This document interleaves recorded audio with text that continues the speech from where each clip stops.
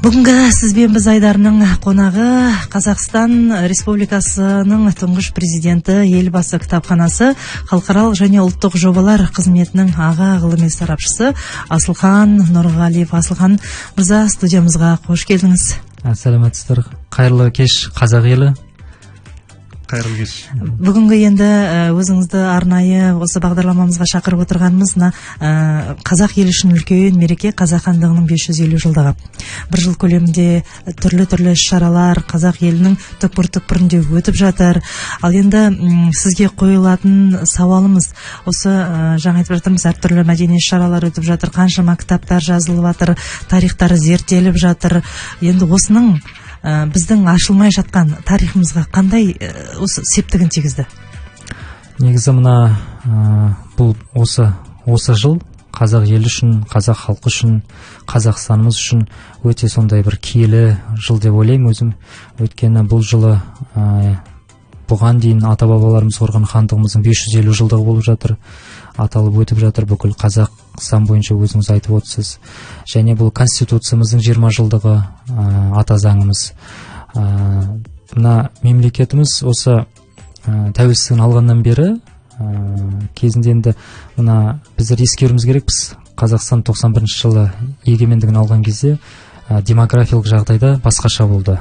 Мысалы енді еліміздің енді тек тәуелсіздігін алып жан-жағына қарап қалай ел болып кетеміз, осы біздер тұрақты ел болып дамимыз ба, алда бізді не күтіп тұр деген сондай неше түрлі сұрақтар болды. Ол кезде енді тіпті 550 жылдықты атап өтетін ондай ойда енді халықта ол кезде әрі қарай күн көру, бағанағыдай ел болып даму, ешкімге тәуелді болмау. Тәуелді болмау, енді осы қолымызға түскен азаттықты қастерлеп ұстап, енді әлемдегі дамып отырған көш ілгері елдерден қалмайық, бізде де осы үлкен глобалдық тенденция дейміз ғой, осы дамуға түсіп кетейік деген сондай үлкен халықтың үміті болған сияқты.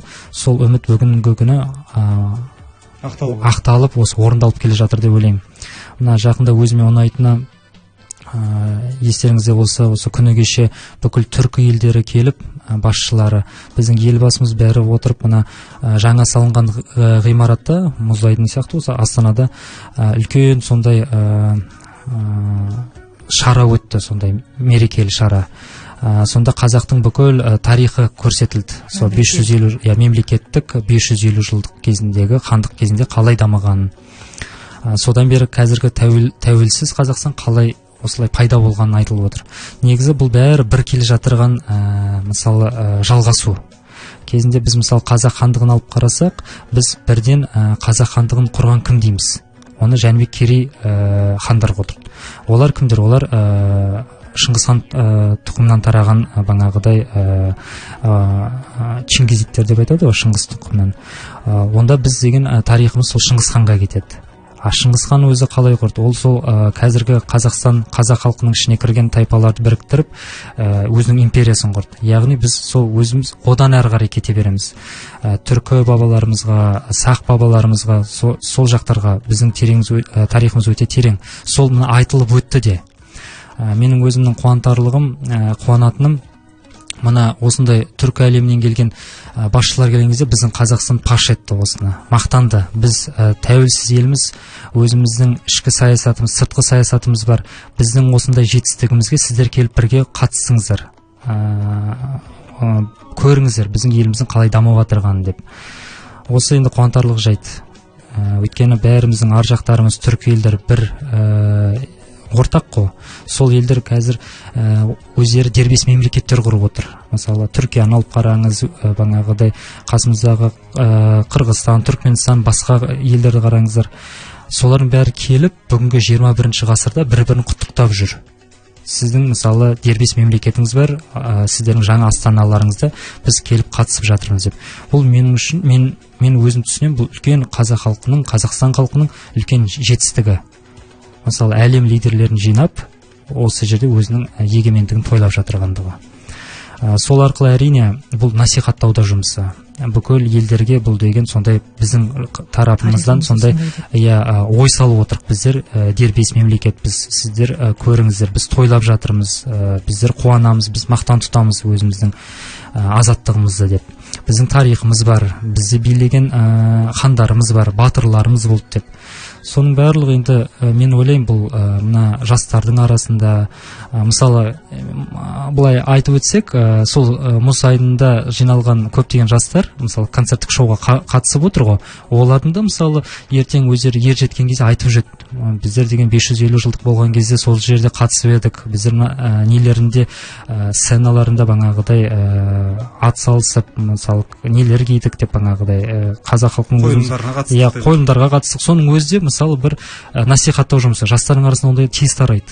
Сондықтан бұндай үлкен ауқымды етіп өткізгені енді бұл тек бастамасы деп айтылды. Өйткені негізгі хандығымыз құрылған жер мына Тараз өңірінде, сонда бар жалғасады деп айтылып жатыр. Бірақ енді әлем халықтарына үшін, мына басқа көршілес елдеріміз үшін сондай үлкен несі Астанада өтті қойылымы. Сол енді өте қуантарлық жайт. Бұл бір жаңа насихат жастарға, айналамызға, елдерге, өзіміздің ішімізде, өзіміз үшін. Енді Асылхан мырза, біздің енді бұл қазақ хандығын тойлатуымыздың өзі бұл тарихқа үлкен мән берудің бір түрі ғой. Біз жалпы өз қазақ халқын алып қарайтын болсақ, отбасылық көлемнің өзінде де балаларына жаңағы жет атасын үйретеді. Ар жағындағы өздерінің кішігірім тарихын, жет атасын білмеген жетесіз деп, тарихқа үлкен мән береміз біз. Қазіргі біздің мемлекетімізде жақсы мән беріп жатыр. Енді маған қызығы, сіз шетелде оқып келдіңіз, Англияда. Ағылшындар өздерінің тарихтарына солай қарай ма? Өте жақсы сұрақ. Мен өзім мына мемлекеттік басқару магистратурасын бітірдім де, содан кейін докторантураға жалғастырып кеттім. Сол кезде менің түсінгенім, олар британдықтар өздерінің тарихы деп бағанағы бүгінгі Ұлыбританияны айтпайды. Мысалы қазіргі аты бұл Соединенное Королевство деп айтады өздері, мына орысша неткенде. Бұл 4 ел кіреді ішіне, бағанағы Англиядан басқа Шотландия, Уэльс, бағанағы солтүстік Ирландия деп. Бірақ олар өздерінің тарихымыз деп бұдан үлкен бағанағыдай уақытты алып отыр, тереңдеу уақытты. Сонда бұларда Линкольн дейтін қала бар, соған мен барғам.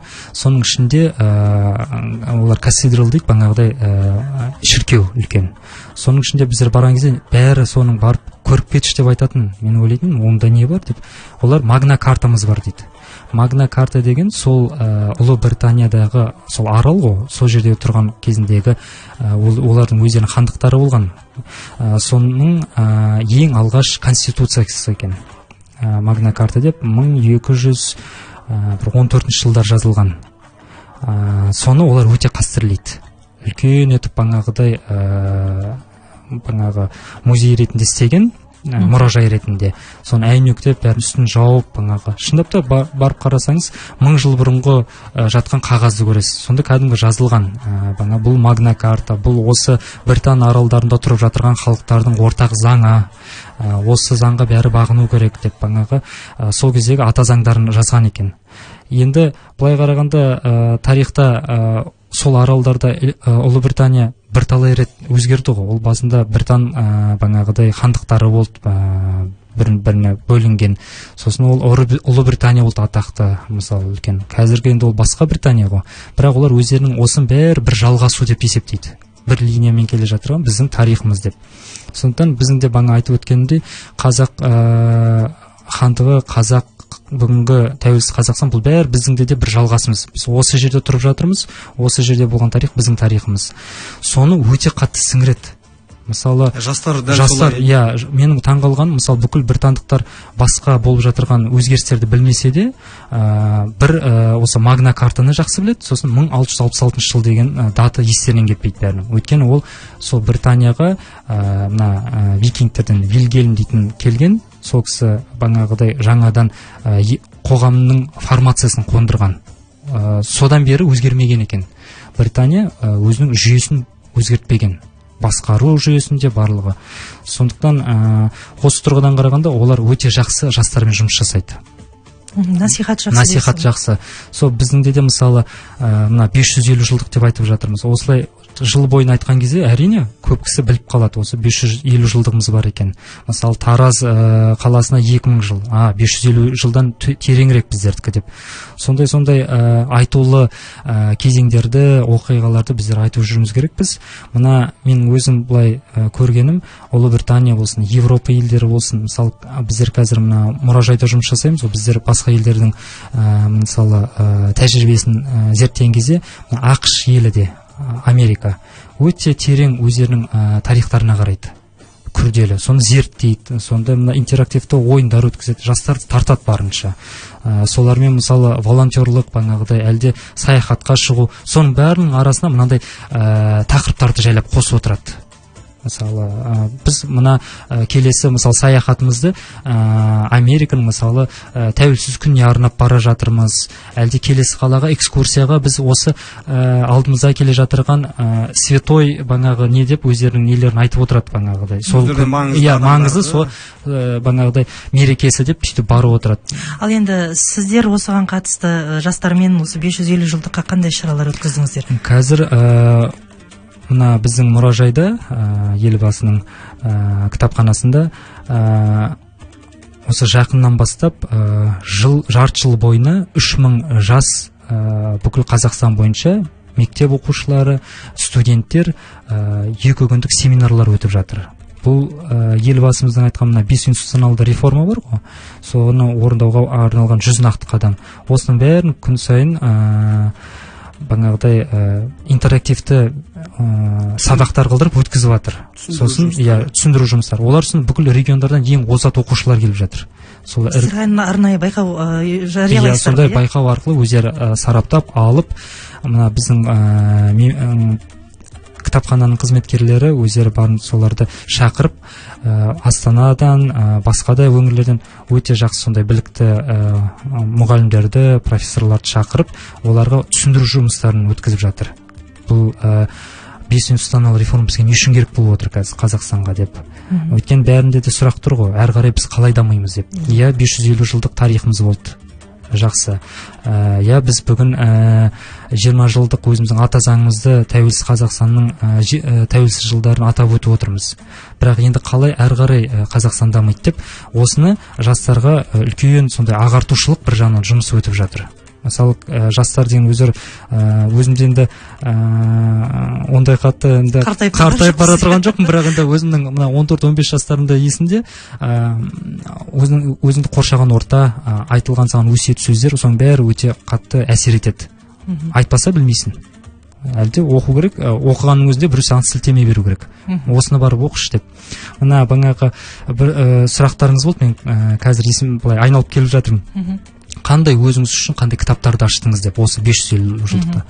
Осы 2015 жылы мен өзім үшін мысалы Баласағұн бабамыздың Құтты білік дейтін кітабын аштым. Осы мына конгресс холлға келгем, сол кезде қарасам бір жәрмеңке өтіп жатыр екен, кітаптар сатып. Сонда барып қарасам Құтты білік деп Баласағұн деп тұр. Мен өзім сенбей қалдым. Сосын барып қарасам, шындапта өте аз немен шыққан екен, қазақ тілінде, тиражбен. Оның енді тарихын оқып келсем, бұл кітап 1000 жыл бұрын жазылған. Сосын бұның тек 2-3 копиясы бар екен әлем бойынша. Біреу Еуропада, біреу Ресейде, біреу мына көршілес Қырғызстанда жатыр екен. Ал мына осы кітапты бәрін түгендеп, бүкіл версияларын қосып, үлкен жинақ қылдырып, мына бір түрік академигі шығарған, содан айналып 1000 жыл өткеннен кейін қазақ жерінде қазақ тілінде шығып отыр екен. Мысалы, мен үшін бұл өте сондай үлкен жаңалық болды қазақ тілінде. Сол кісінің мысалы жазған ойларын қарасаңыз, бұл қоғамды қалай сондай гармоничный дейді ғой, бағанағыдай келісіммен қалай бұл қоғам мысалы дамытуға болады деп. Соны қоғамның қандай институттары болу керек, қандай қарым-қатынас болу керек, адамдар бір-біріне, адам мен мемлекет арасында қандай қарым-қатынастар болу керек, сот жүйесі қалай жұмыс жасау керек, бағанағыдай мүлік заңдары барлығы сол кезде қарастырылып кеткен. Сол кісінің айтуы бойынша реттелген кезде қоғамда өмір сүруде жеңілірек болады. Өйткені барлығы мына өзінің жүйесі бар кезде, сол кезде дамуда болады екен. Сол бұл кісінің өзі айтады, бұндай кітап жазылған жоқ әлі әлемде деп. Сондықтан бұның атымен Құтты білік деп қоямын деп. Құтты білім деген сөз ғой. Барған жеріне құтты құттылық әкеледі, жақсылық әкеледі деп сөйтіп жазып кеткен екен. Баласағұн дейтін мына Қазақстанның жерінде болған қала ғой, Баласағұн деп соның атына қойылған. Ал ең қызықтысы, осы кітаптың негізінде көршілес Қазақстанға сол кезде жатқан елдер, қазақ жеріне жатқан елдер осы кітапты өздерінің мемлекеттерін құру үшін пайдаланған екен. Сондықтан бұл деген көп тілдерге аударылған.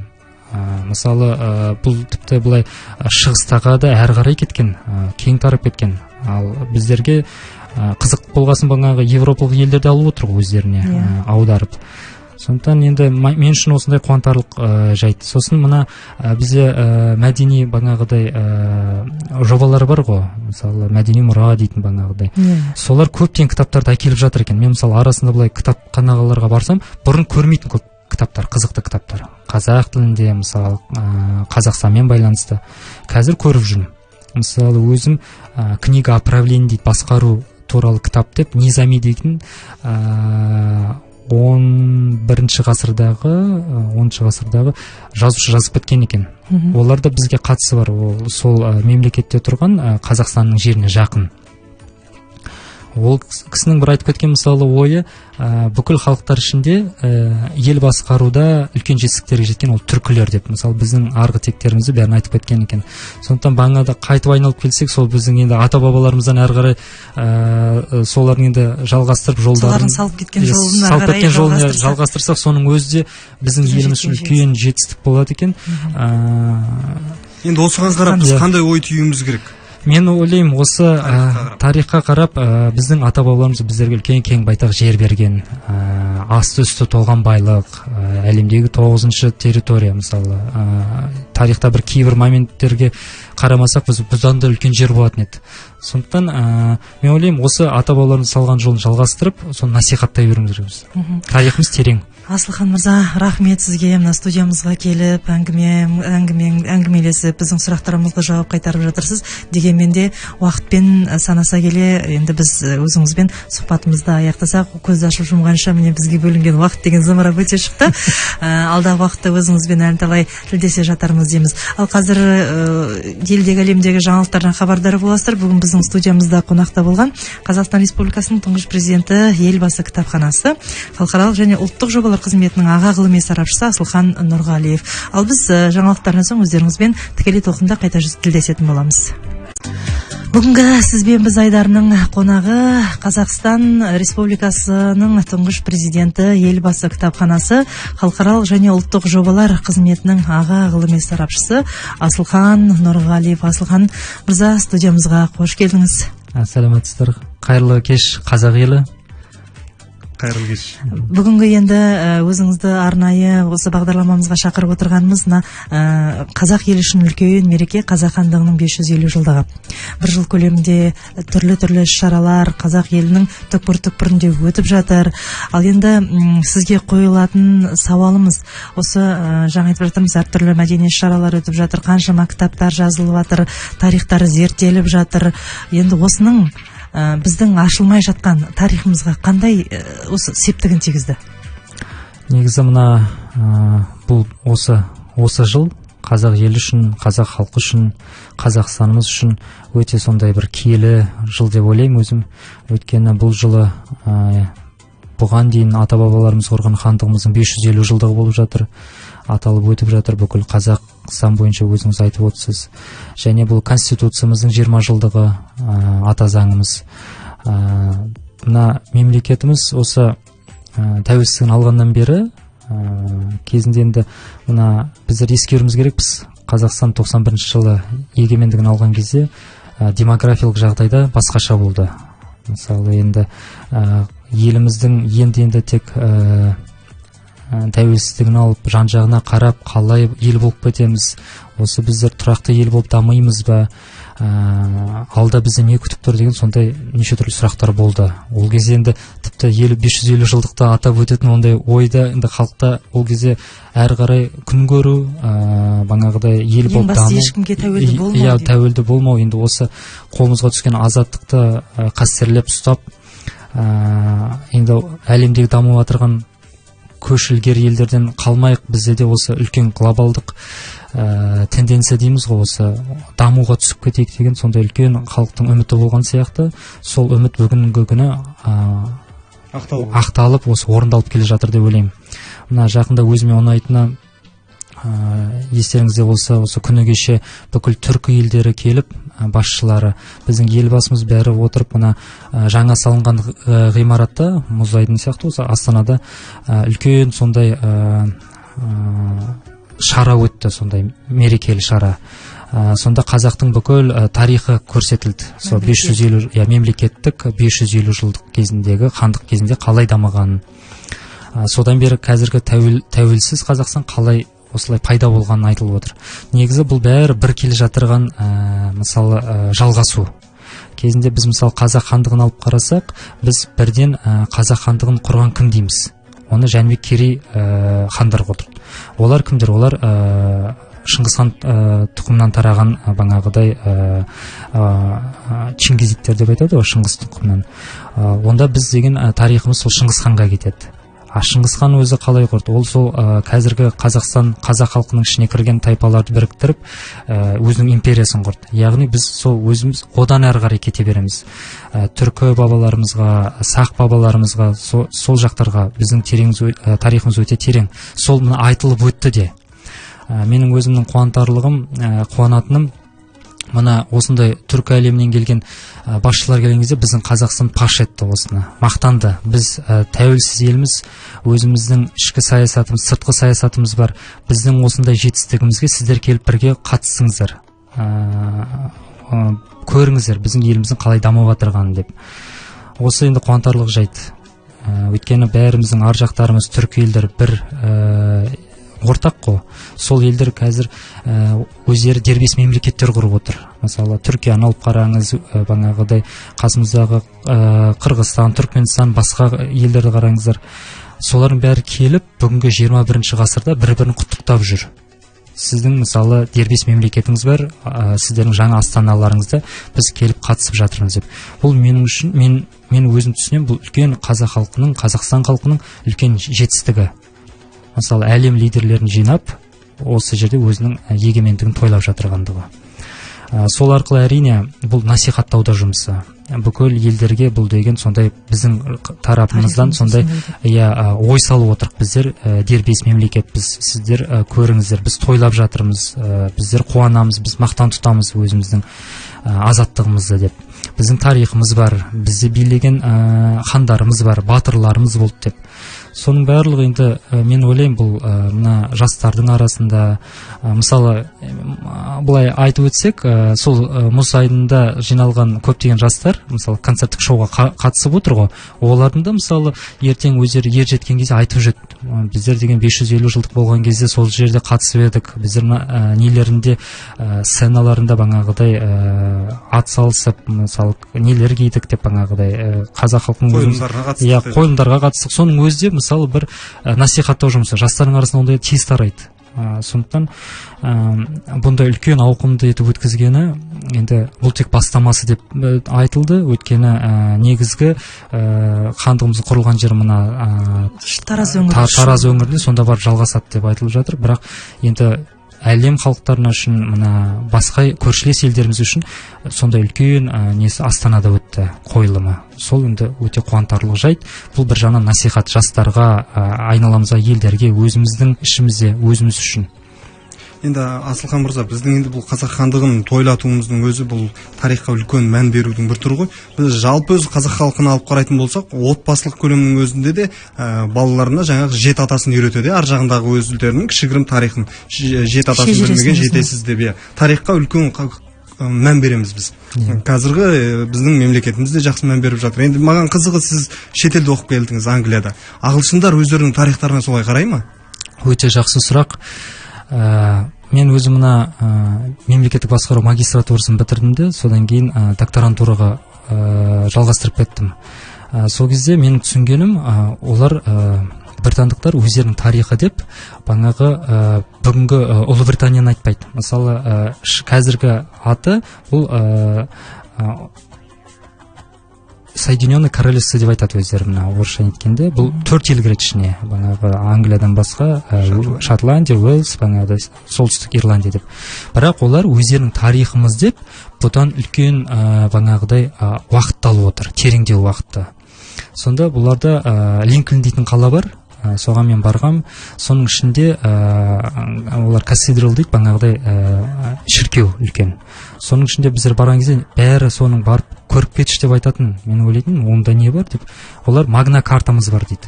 Магна карта деген сол Ұлыбританиядағы сол арал ғой, сол жерде тұрған кезіндегі олардың өздерінің хандықтары болған. Соның ең алғаш конституциясы екен. Магна карта деп 1214 жылдар жазылған. Соны олар өте қастерлейді. Үлкен етіп бағанағы музей ретінде істеген, мұражай ретінде. Соны әйнектеп, бәрін үстін жауып, шындап та барып қарасаңыз, 1000 жыл бұрынғы жатқан қағазды көресіз. Сонда кәдімгі жазылған. Бұл Магна карта, бұл осы Британ аралдарында тұрып жатырған халықтардың ортақ заңы. Осы заңға бәрі бағыну керек деп сол кездегі ата заңдарын жазған екен. Енді былай қарағанда тарихта сол аралдарда Ұлыбритания бірталай рет өзгерді ғой. Ол басында Британ бағанағыдай хандықтары болды, біріне бөлінген.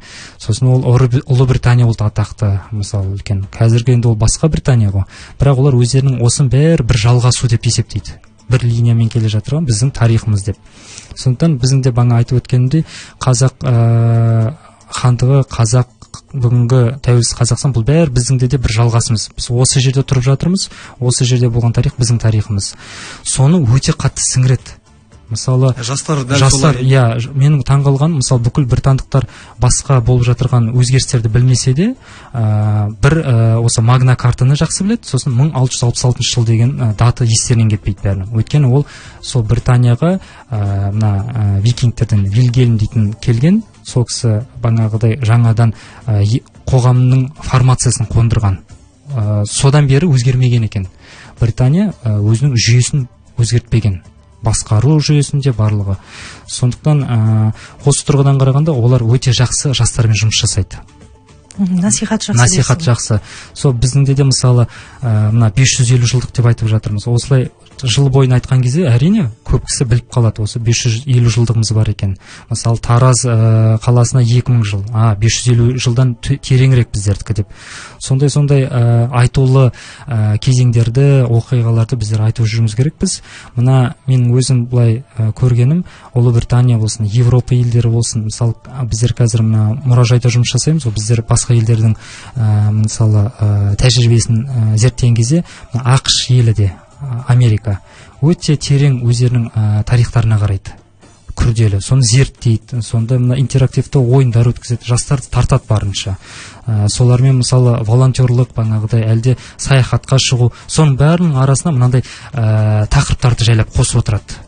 Мысалы, біз мына келесі мысалы саяхатымызды Американың мысалы тәуелсіз күніне арнап бара жатырмыз. Әлде келесі қалаға экскурсияға біз осы алдымызда келе жатырған Светой бағанағы не деп өздерінің нелерін айтып отырады бағанағыдай. Сол маңызды сол бағанағыдай мерекесі деп сөйтіп барып отырады.